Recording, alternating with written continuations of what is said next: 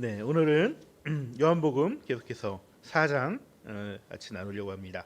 4장 7절로 24절입니다. 꽤 이게 본문이 긴데 이것도 다 사실 다 오늘 본문이 다 들어가지 않았어요. 그래도 아주 최소한 부분을 한번 같이 읽고 또 말씀을 나누도록 하겠습니다. 저하고 합독하도록 하겠습니다. 한 사마리아 여자가 물을 기르러 나왔다. 예수께서 그 여자에게 마실 물을 좀 달라고 말씀하셨다. 제자들은 먹을 것을 사러 동네에 들어가서 그 자리에 없었다. 사마리아 여자가 예수께 말하였다. 선생님은 유대 사람인데 어떻게 사마리아 여자인 나에게 물을 달라고 하십니까? 유대 사람은 사마리아 사람과 상종하지 않기 때문이다. 예수께서 그 여자에게 대답하셨다. 내가 하나님의 선물을 알고 또 너에게 물을 달라는 사람이 누구인지를 알았더라면 도리어 내가 그에게 청하였을 것이고 그는 너에게 생수를 주었을 것이다. 여자가 말하였다. 선생님에게는 두레박도 없고 이 우물은 깊은데 선생님은 어디에서 생수를 구하신다는 말씀입니까? 선생님이 우리 조상 야곱보다 더 위대하신 분이라는 말입니까? 그는 우리에게 이 우물을 주었고 그와 그 자녀들과 그 가축까지 다 이 우물의 물을 마셨습니다. 예수께서 말씀하셨다. 이 물을 마시는 사람은 다시 목마를 것이다. 그러나 내가 주는 물을 마시는 사람은 영원히 목마르지 아니할 것이다. 내가 주는 물은 그 사람 속에서 영생에 이르게 하는 샘물이 될 것이다. 그 여자가 말하였다. 선생님, 그 물을 나에게 주셔서 내가 목마르지도 않고 또 물을 기르러 여기까지 나오지도 않게 해주십시오. 예수께서 그 여자에게 말씀하셨다. 가서 내 남편을 불러오너라. 그 여자가 대답하였다. 나에게는 남편이 없습니다. 예수께서 여자에게 말씀하셨다. 남편이 없다고 한 말이 옳다. 너에게는 남편이 5이나 있었고 지금 같이 살고 있는 남자도 내 남편이 아니니 바로 말하였다. 여자가 말하였다. 선생님, 내가 보니 선생님은 예언자십니다. 우리 조상은 이 산에서 예배를 드렸는데 선생님네 사람들은 예배 드려야 할 곳이 예루살렘에 있다고 합니다. 예수께서 말씀하셨다. 여자여, 내 말을 믿어라. 너희가 아버지께 이 산에서 예배를 드려야 한다거나 예루살렘에서 예배를 드려야 한다거나 하지 않을 때가 올 것이다. 너희는 너희가 알지 못하는 것을 예배하고 우리는 우리가 아는 분을 예배한다. 구원은 유대 사람들에게서 나기 때문이다. 참되게 예배를 드리는 사람들이 영과 진리로 아버지께 예배를 드릴 때가 온다. 지금이 바로 그때이다. 아버지께서는 이렇게 예배를 드리는 사람들을 찾으신다. 하나님은 영이시다. 그러므로 하나님께 예배를 드리는 사람은 영과 진리로 예배를 드려야 한다. 아멘. 네, 이 시간 우리 영과 진리로 드리는 예배라는 말씀 제목으로 말씀을 전하도록 하겠습니다. 우리 지난주 말씀 기억하시겠죠? 니고데모 이야기를 통해서 거듭남에 대해서 제가 말씀을 드렸습니다. 시대의 문제가 있고 또 세상의 부조리 속에서도 우리가 인간은 선한 것을 추구하며 또 노력하며 살지만은 결국 우리는 그 결과에 대해서 그 기대함에 대해서 회의를 할 수밖에 없다는 것이죠. 이러한 고민 가운데 우리는 결국 주님이 주신 해답을 또 우리가 받아들이고 그 해답만이 우리의 길임을 깨달아야 한다는 것입니다. 예수님은 그 해답으로 거듭남을 요구하셨습니다. 하늘로부터 거듭남을 입은 사람만이 진정한 의미의 변화를 맛볼 수 있기 때문에 그리고 성령의 열매를 통해서 선한 세상을 경영하시는 하나님의 그 경영하심에 함께 참여할 수 있기 때문에 그렇습니다. 하지만 이러한 하나님의 나라는요, 이렇게 삶의 진지한 고민을 떠안은 니고데모들만의 경험할 수 있는 것은 아닙니다. 우리 주변에는요, 이 선한 것을 고민하는 것조차 사실 사치인 사람들도 많이 있습니다. 아니, 우리 자신이 또 대부분의 삶이 그렇습니다. 이렇게 고민보다는 나를 지키기에 급급한 삶을 살아갈 때가 많이 있어요. 때로는 하루하루 살아가는 것조차 버거울 때가 있고 또 나름 열심히 살아가고 충실히 살아가려고 하지만 인생의 뜻밖의 또 난관들을 만나고 또 자신의 연약함으로 인해서 실패와 그늘 가운데 있어야 하는 사람들도 많이 있다는 것입니다. 여러분, 오늘 본문은요, 이럴 때 필요한 것이 바로 예배라고 주님은 말씀하고 계신 거예요. 잘난 사람이든 못난 사람이든 고상한 사람이든 민낯을 드러내고 치열하게 살아가는 사람이든 우리 모두에게는 생명의 주인 되시는 주님을 만나고 예배를 드려야만 비로소 새 힘을 얻고 변화의 삶을 살아갈 수 있기 때문이라고 주님께서 예배를 중요하게 저희들에게 요구하고 계신 것입니다. 오늘 본문의 주인공인 수가성 여인이 바로 이 예배가 필요한 사람이었습니다. 수가성 여인은요, 우물가에서 한 유대 남성을 만났습니다. 그리고 그 유대 남자가 예수님을 깨닫고 주님으로 모시게 되었을 때 그녀에게 비로소 새로운 변화가 일어나기 시작한 것이죠. 여러분, 주님을 만나고 그 만난 주님을 진정한 나의 주님으로 받아들일 때 우리 안에 변화의 역사가 시작됩니다. 주님을 만남과 받아들임이야말로 진정한 예배이기 때문에 그렇습니다. 그리고 이러한 진정한 예배는요, 우리의 삶을 변화시킬 수 있습니다. 이 진정한 예배를 위해서는요, 두 가지가 필요한데요. 하나는 하나님의 예비하심, 준비하심이 있고요. 또 하나는 영과 진리로 드리는 예배를 우리가 드려야 한다는 것입니다. 하나님이 친히 준비하신 성전이 있어야 되고요. 그 성전에서 참된 예배를 드려야 하는 우리의 모습이 있어야 된다는 것입니다. 하나님의 예배하심과 우리의 자세, 이 두 가지가 하나로 결합되어질 때 우리는 진정한 예배를 드리게 되고 변화의 능력을 맛볼 수 있게 된다는 것입니다. 먼저 우리가 진정한 예배가 이루어지려면요, 먼저 성전이 준비되어야 돼요. 예비되어져야 됩니다. 우리 지지난주 말씀 혹시 기억하시나요? 성전 척결 사건. 제가 그 성전 척결 사건 말씀하셨을 때 이런 말씀 드렸습니다. 예수님이 이 땅 가운데 오셨다는 것은 성전이 우리 가운데로 오는 것이다.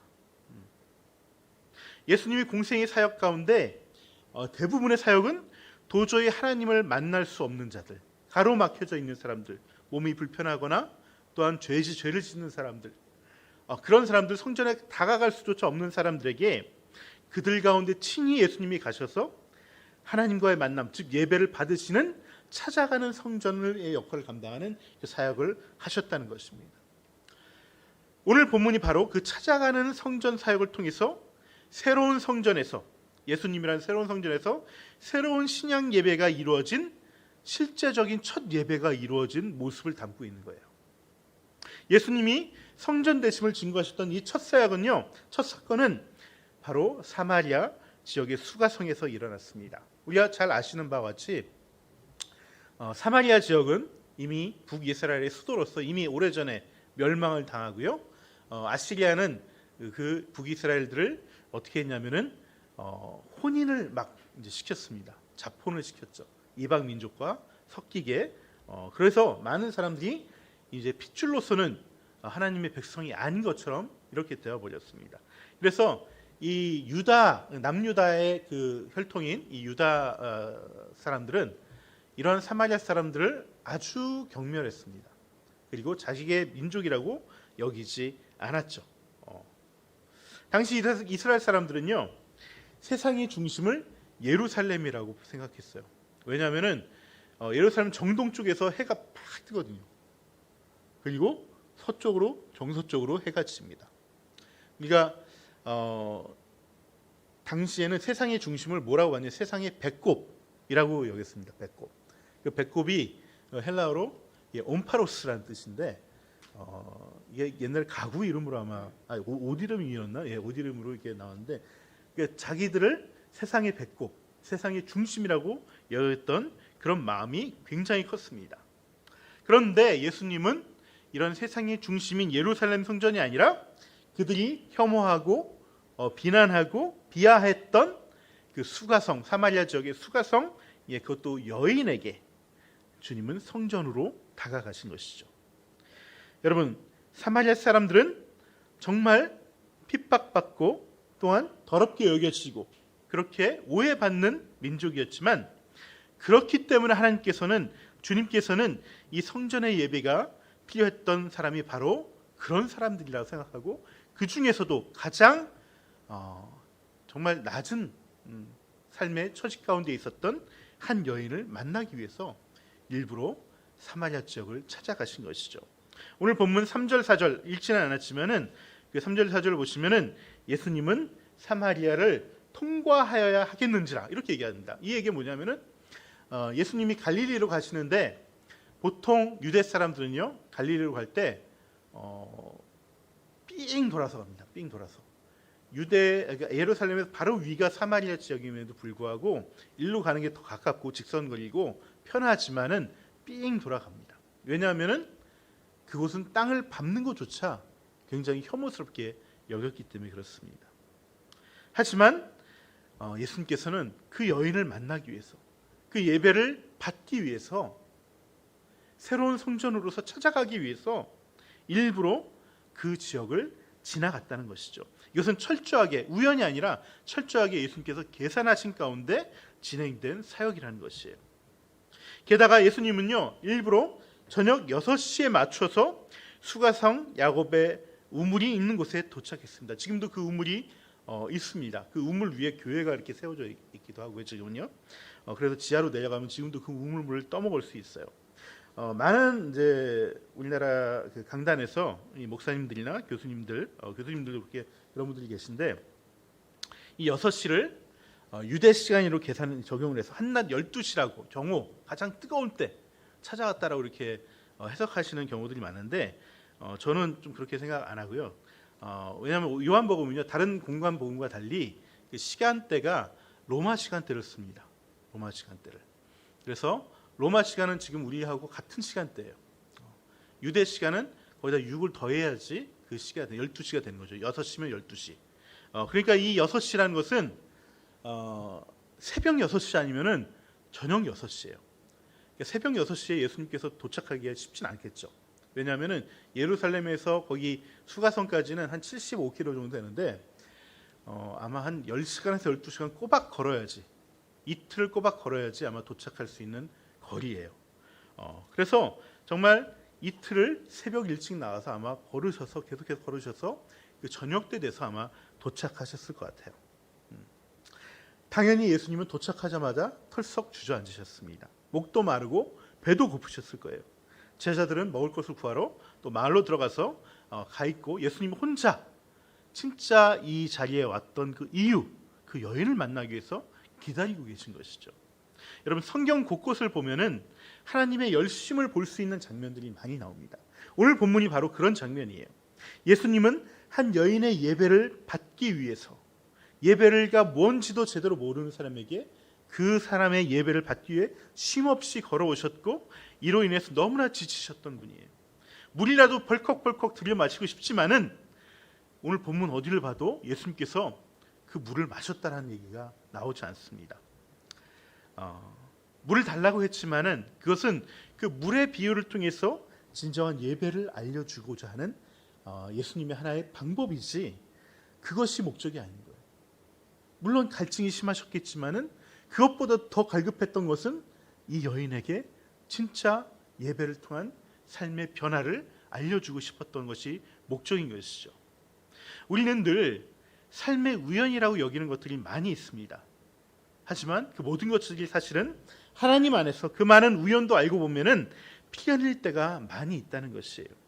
부처님께서도 어렴풋이 이 사실을 알고 계셨던 것 같아요. 그래서 이런 얘기가 있죠. 불교에서는 옥깃을 스치는 인연도 몇천 겁, 몇만 겁의 그런 작용이 쌓여야지 비로소 이 생에서 옥깃이 스치는 인연이 이루어진다, 이렇게 얘기했는데, 이건 부처님께서 하나님을 몰랐기 때문에 하나의 사건이 이루어지기까지 수많은 숨어있는 작용들이 있다는 것을 그 연기법이라는 이것으로 설명을 했던 것이죠.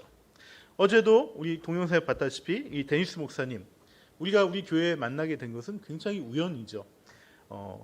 우연히 우리 박민규 형제님을 만나게 됐던 것이고, 또 우연히 박민규 형제님 우리 교회에 오셔서 또 정착하게 됐기 때문에 이러한 사역에 함께 동참하고 기도할 수 있는 것입니다. 그 하나님의 나라의 비전을 우리가 소망할 수 있는 건데, 정말 이런 것이 겉으로 보기에는 굉장히 우연 같지만은 하나님께서 오랜 시간 하나님의 열심으로 준비하시고 역사하셔서 이루어진 하나님의 필연이라는 것이에요. 이것이 하나님의 일하심이고 하나님의 열심이라는 것입니다. 여러분, 이 하나님의 열심을 알고 있는 사람들은요, 사람들을 대할 때, 또 어떤 일을 기대할 때 하나님의 그 시간들을 기다릴 줄 아는 지혜를 배우게 되는 것입니다. 삶과 현실에 급급해하는 것이 아니라 주님의 시간, 그 카이로스의 시간을 주님과 함께 기다리면서 만들어 갈 줄 아는 지혜로운 자가 되는 것이죠. 저희가 구갈동에서 처음 예배를 드릴 때요, 제가 도서관에서 예배를 드릴 때 아이들도 그렇고 어른도 그렇고, 어른 뭐 한두 분이 계셨는데, 저희가 11시 예배를 드리면요 11시에 나타나는 사람이 없었어요. 예배 준비 다 끝내놓고 이렇게 기다리고 있으면 11시 10분, 20분 돼도 안 나타나요. 그래서 막, 야, 너 어떻게, 저 이제 일어났어요, 막 그러고, 또 집이 코앞에 뭐 50m 안에 있는 분이신데도 그때 막 부랴부랴 챙겨서 이렇게 나오시는 분들도 계시고, 그렇습니다. 그래서 제가 그 모습을 보면서 여러 가지 마음이 들죠. 정말 하나님께 드리는 예배를 너무 가벼이 여기는 것 같아서 화도 나기도 하고요. 목회자로서 굉장히 무기력해지기도 하고, 여러 가지 만감이 교차했던 그런 시기였어요.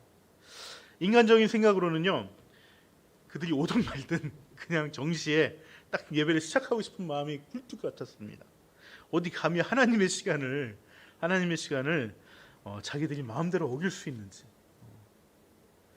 한편으로 또 제가 무시당하는 느낌도 들기도 하고, 그런 마음들이, 여러 가지 마음들이 있었습니다. 하지만 이 모든 것들이 사실은 내 교만에서 나오는 율법적인 생각이었던 것이죠. 하루는 예배 시간이 지나서 이렇게 예배를 이제 준비하려고 하는데 안 오잖아요. 또 이번에도 아무도 안 오는 거예요. 안 오는데 정말 이게 예배 드려야겠다 이렇게 마음을 먹고 있는데, 하나님께서 이런 마음을 주시더라고요.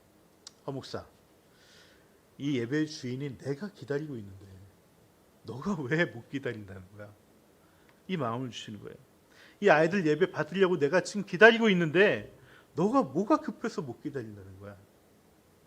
내가 이 아이들 지금 깨우고 있고, 정말 여러 가지 사단의 공격 때문에 오지 못하고 있는 상황을 내가 지금 애써서 만들어 가고 있는데, 지금 왜 너가 그걸 못 기다린다는 거냐? 이런 마음을 주시는 거예요. 여러분, 우리가 매주 드리는 이 정해져 있어서 너무나 당연히 이 시간에 드려야 되는 예배조차도 하나님은 그 하나님의 열심으로 사람들을 깨우고 준비시키고 이 예배 가운데 초청하고 계시다는 것입니다. 물론 우리는 지금 11시 정시에 예배를 드립니다. 이거는 하나님께서 기다리지 않아서 안 드리는 것, 이렇게 드리는 것이 아니라 이미 와서 준비하고 있는 사람들의 예배도 주님께서 기다리고 계시기 때문에 우리가 서로 합의된, 약속된 11시에 예배를 시작하는 것이지, 하나님께서 기다리지 아니하시기 때문에 그런 것이 아니라는 것이죠. 여러분, 예배를 받으시기 위해서 하나님께서 그 애쓰시는 마음, 그 열심의 마음을 알고 그 마음을 내가 그 마음속에 품은 사람은요, 비로소 진정한 사람에 대한 너그러움이 생깁니다. 용서함이 생깁니다. 뒤에 또 말씀드리겠지만 그게 삶에서의 예배의 시작이에요. 예배는 본질적으로 하나님 앞에 나가서 하나님의 은혜로 우리의 죄가 용서받는 것을 경험하는 시간입니다. 그 용서를 받는 사람만이 이웃을 또 용서하고 그 이웃을 품을 수 있는 것이죠. 여러분, 이 일을 위해서 예수님은 직접 성전이 되셔서 이 작은 여인에게 온 힘을 다해 달려오신 것이에요. 우리가 드리는 모든 예배 가운데서도 동일하게 하나님께서는 역사하시고 주님께서는 역사하고 계십니다. 그 열심으로 우리를 맞으시고 우리를 준비시키고 계시다는 것이에요. 우리가 드리는 모든 예배에서 이 주님의 마음, 하나님의 열심을 우리가 기억하면 좋겠습니다.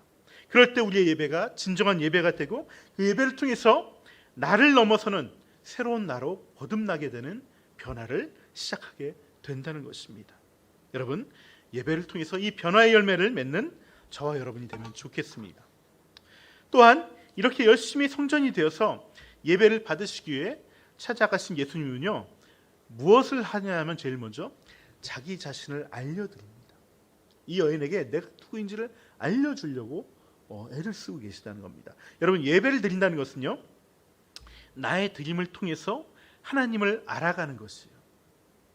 하나님께서 얼마나 우리를 사랑하고 계신지, 얼마나 의로우신 분이신지, 그래서 예배를 통해서 그 하나님의 사랑과 어떤 그 신적 성품을 앙망하고 그 바람과 기대를 통해서 우리가 하나님을 닮아가길 원하시는 것이 하나님의 마음이에요.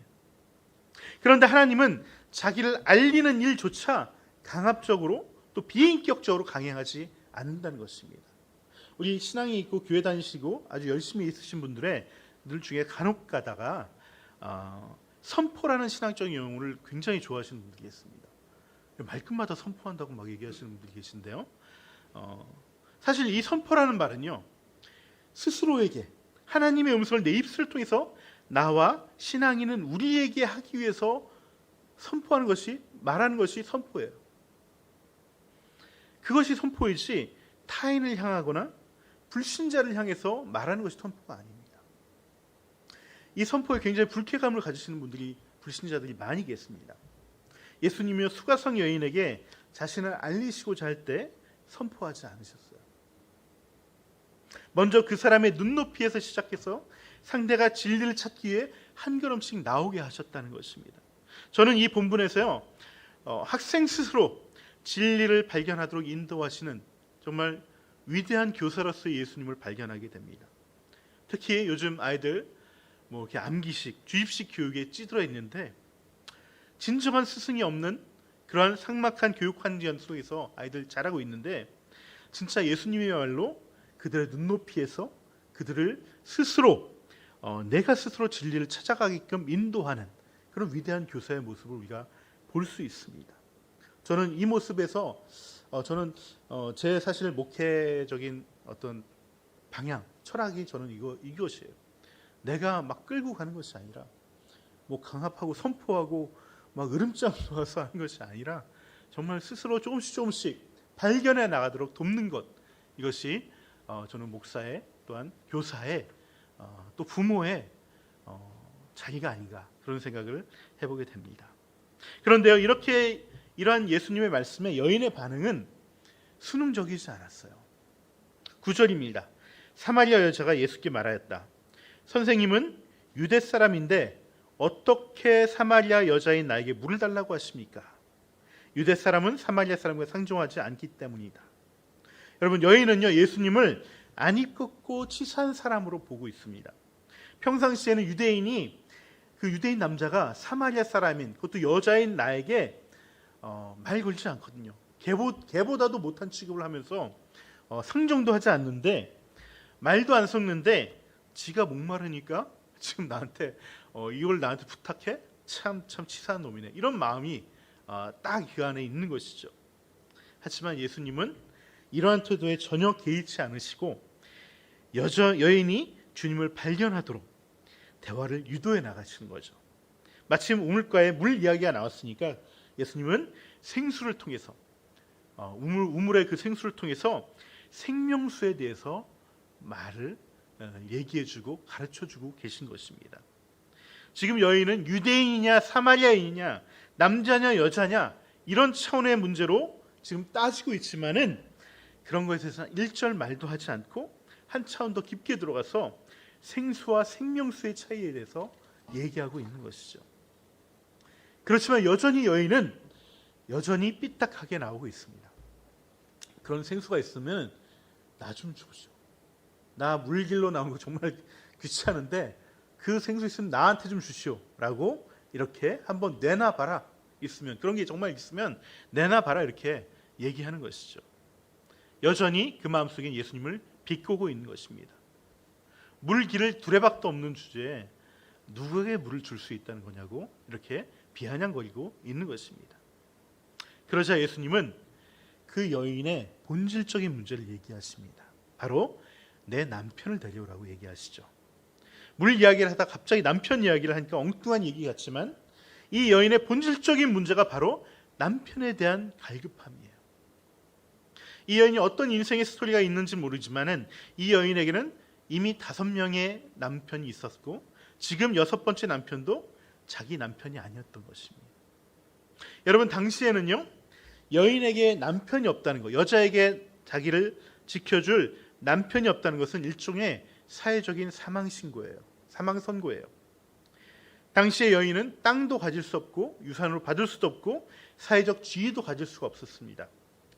그러니까 여인이 살아남기 위해서는 자기를 지켜줄 남자가, 그 남편이 정말 필요했던 것이죠. 그게 없으면 하루도 살아갈 수가 없었습니다.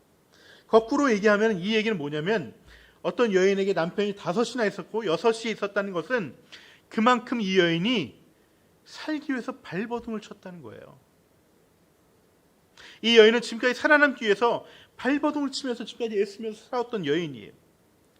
또한 이것은요, 당시 사마리아 지역의 어떤 영적인 상태, 그 현실의 비참함을 얘기하고 있는 것이기도 합니다. 사마리아인들은 계속해서 외세가 침공해서 강제 혼인을 시키고, 또 그마저도 전쟁으로 남편을 잃으면은 또 새로운 사람이라도 붙잡고 살아야 되는 그런 상황이었습니다. 이거는 여자에게도 남자에게도 굉장히 비참한 상황이었다는 것을 얘기해 주는 것이죠. 여러분, 이런 사람들에게, 정말 삶을 살기 위해서 발버둥 치는 사람에게 정말 필요한 것이 무엇일까? 그들에게 정말 중요한 것이 무엇일까? 나를 지켜줄 어떤 사람이나 또 다른 남편이 나에게 정말 필요한 것일까? 아니면 물이라도 기를 수 있는 두레박처럼 현실을 타개할 수 있는 어떤 도구나 기발한 아이디어가 정말 필요한 것일까? 예수님은 그 대답에 대해서 영과 진리로 드려지는 예배가 너희들에게 필요하다고 얘기하고 있는 것이에요. 여러분, 우리의 삶은 비록 비루하고 비참할 때도 있습니다. 억지로 겨우겨우 살아갈 때도 너무나 많습니다. 하지만 살고자 하는 사람에게는 여전히 살 길이 주어집니다. 삿입에 거미줄 치지 않습니다. 하지만 문제는 그런 삶 속에서도 내가 추구하며 살아가는 것이 무엇이냐는 거예요. 이 말씀을 하시기 전에 이 여인은요, 남편을 데려오라는 예수님 말씀에 처음에는 없다고 거짓말을 합니다. 없다고 거짓말을 해요. 그리고 그 사실이 들키자 갑자기 화제를 예배로 돌립니다. 유대 사람들은 예배를 예루살렘에 드려야 한다고 그러고, 우리 조상들은 이 사마리아에 있는 그 일심산에서 드려야 된다고 얘기하는데, 도대체 뭐가 맞냐고 이렇게 물어보는 거죠. 여러분, 이 여인이 갑자기 예배의 얘기를 왜 하는 걸까요? 다시 한번 주님 앞에서 자기를 숨으려고 하는 거예요. 숨으려고. 저 그렇게 속된 여자 아니에요. 저 그렇게 별 볼 일 없는 여자 아니에요. 저도 나름 예배를 사모하고 예배 드리려고 하고 하나님의 사람으로 살아가려고 애쓰는 그런 여자예요 라고 자신을 변호하고 있는 거예요. 위장하고 치장하고 있는 거예요. 하지만 예수님은 그런 예수님의 그 여인의 변명 앞에서, 그래, 너가 나름 애쓰며 살아왔지만 결국 너가 목말라하고 갈급해하는 것은 예배가 아니라, 영이 아니라 삶이 목말랐던 거야. 그 삶의 찌꺼기라도 받아서 채우려고 갈급했던 거야 라고 여인의 진짜 삶의 모습을 보여주신 거예요. 직면케 하신 겁니다. 여러분, 지금 이 여인에게 예수님은 수치를 주려고 하는 것이 아니라 오히려 진정한 생명의 자리를 잡기 위해서, 다시는 세상의 욕망들로 갈증을 해결하지 않도록 진정한 생명수가 무엇인가를 보여주기 위해서 이 말씀을 하고 계신 것입니다. 여러분, 영과 진리로 드려지는 진정한 예배는요, 반드시 그 안에 나의 연약함이 드러나야 됩니다. 내 안에 남아있는 내 삶의 욕망들, 속물 근성이 있으면서도 여전히 고상한 예배자인처럼 이렇게 스스로를 속이고 있는 그 허위들로부터 내가 눈을 떠야 돼요.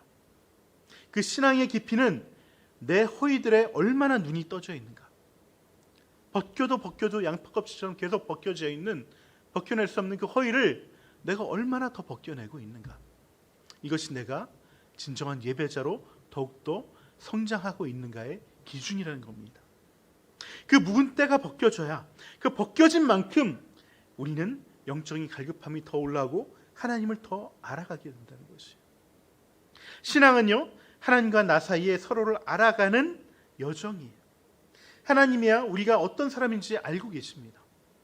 하지만 내 입술로 고백하고 나의 문제가 무엇인지, 난 이건 죄라고 생각조차 안 하고 있었는데 그것들을 하나하나 깨달아갈 때, 그리고 그것들을 하나님께 고백하고 보여드릴 때, 하나님은 우리에게 더 많은 것을, 하나님이 어떤 분이라는 것을 우리에게 한꺼풀씩 보여주고 계신다는 것입니다. 그리고 이렇게 나를 보여드리고 하나님을 조금씩 알아가기 시작할 때 우리는 비로소 깨닫게 됩니다. 지금까지 내가 붙들어왔던 삶의 욕망들이 진정한 나의 생명에 아무런 도움이 되지 않는다는 것을 깨닫게 되는 것이죠.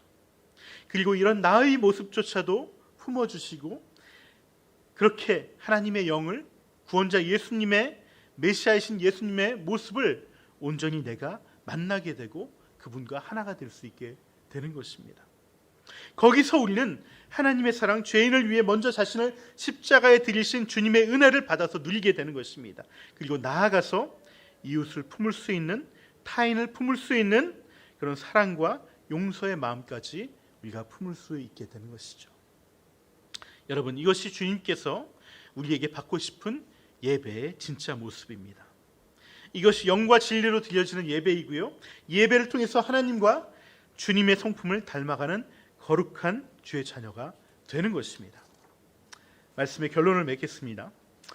여러분, 그런데 이 이야기는요, 수가성 마지막에 어떻게 끝나냐면 수가성 사람들과 제자들에게 서로 상반된 반응과 반향이 나타나는 모습을 그리는 것으로 이 이야기가 끝납니다. 우리가 거기까지 읽진 않았는데 24절까지 읽었는데요, 27절 이유를 보시면은, 그 이유를 보시면은 먼저 제자들은요, 사마리아 여인과 대화를 나누시는 주님이 도무지 이해가 되지 않는 거예요. 27절을 보시면 제자들이 돌아와서 예수님이 여자와 말씀을 나누시는 거 보고서 놀랐다라고 이렇게 성경에 기록되어 있는데요, 이 표현은요, 한마디로 불쾌하다는 거예요. 이 상황이 말이 안 되는 상황이라고 여긴다는 것입니다. 제자들은 자초지종을 물을 생각조차 하지 않고 그냥 불편하기만 한 거예요. 혼혈 이방인, 그것도 여자가 자기가 따르는 스승하고 말을 섞는 것 자체가 못마땅한 것이었죠. 반면에요, 수가성 사람들은요, 여인이 와서 메시아를 만나보라고 하는 그 여인의 그 소리에 너도 나도 몰려가서 예수님을 만나고 예수님을 영접하게 되었다는 것입니다. 이 상반된 장면을 통해서 요한이 말하고자 하는 것이 무엇일까? 저는 이 장면이 말하고자 하는 바는요, 진정한 예배를 경험한 자와 아닌 자의 차이점을 말하고 있다는 거예요. 자신을 드러내고 뉘우치면서 영이신 주님을 만나서 진정한 예배자로 거듭난 여성의 모습에는요, 자연스럽게 리더십과 권세가 생긴다는 것입니다. 경험과 간증을 통한 그의 인도와 전도에 많은 사람들이 움직이기 시작했습니다. 하지만 늘 예수님과 같이 다녔던 제자들은 아직도 예수님을 랍비라고 부르면서 스승의 한 사람으로만 여길 뿐 메시아로, 주님으로 영접하지 못했습니다. 그 결과 그들은 여전히 타인에 대해서 선을 긋고 겉으로 드러나는 모습으로 사람들을 판단하고 평가하고 불편해하고 못마땅하기만 했다는 것이에요. 여러분, 영과 진리로 드리는 진정한 예배는 자신을 평화시키고 또 나아가서 사람들을 움직이는 힘과 능력을 얻게 하는 것입니다. 영이신 하나님을 만나고 그분을 예배함을 통해서 하나님을 조금씩 닮아가기 때문에, 하나님의 품성이 우리의 품성이 되기 때문에 우리에게 그 하나님의 능력과 권세도 임하게 된다는 것입니다. 이것이 예배의 힘이에요. 여러분에게 주어진 그 주일을 또 일상일 예배로 또 채우고 주님을 만나는 그 시간으로 세워 나가기를 다시 한번 축원합니다. 아무리 짧고 작은 예배라 할지라도, 순간순간 드려지는 예배라 할지라도 영과 진리로 드려지는 예배는 결국 여러분의 자산이 되고 여러분의 열매가 되고 여러분의 삶을 풍성하게 만들어 갈 것입니다.